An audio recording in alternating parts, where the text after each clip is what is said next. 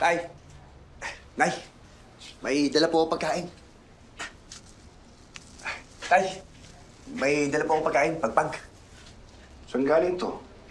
Saan ka kumuha ng pera? Diskarte po. Paano diskarte?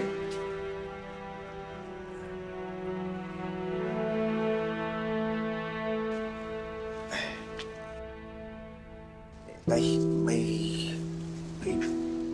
pera pa nga po ako. Nay, para po sa inyo. Palagay mo makukuha mo ako sa mga ganito. Betchay, Huwag mo kong tawagin nanay yan. Hindi naman kita anak. Kailanman hindi ko makakalimutan kung ano yung ginawa mo.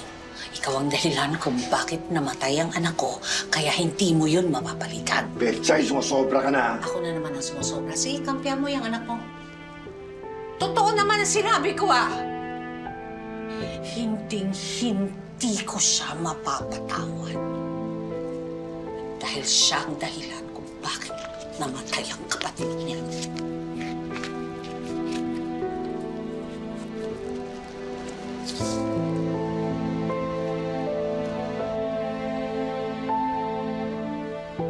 Bakit ko gano'n si Nanay Betchay?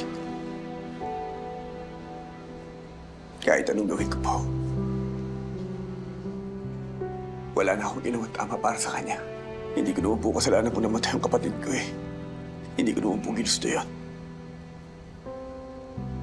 Pero bakit ako sinisisi niya? At pagkatapos nun, lagi niya siya nagagalit sa akin. Hindi ko naman kagustuhan yun eh. Hindi ko naman gusto mamatay ang kapatid ko.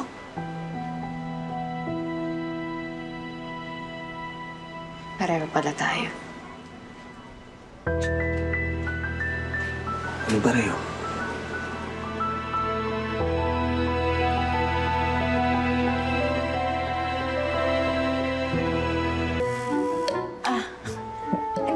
Ang sabi ko, kawawa ka naman pala.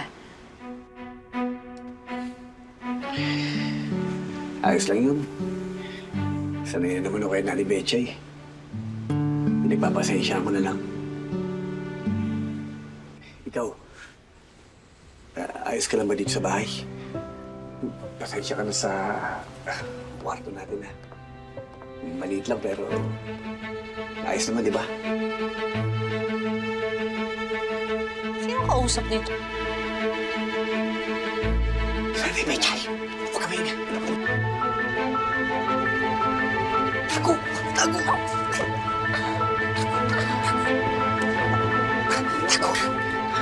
Huwag ka maingay. Baka marinig tayo. Bakit ba tinatanda?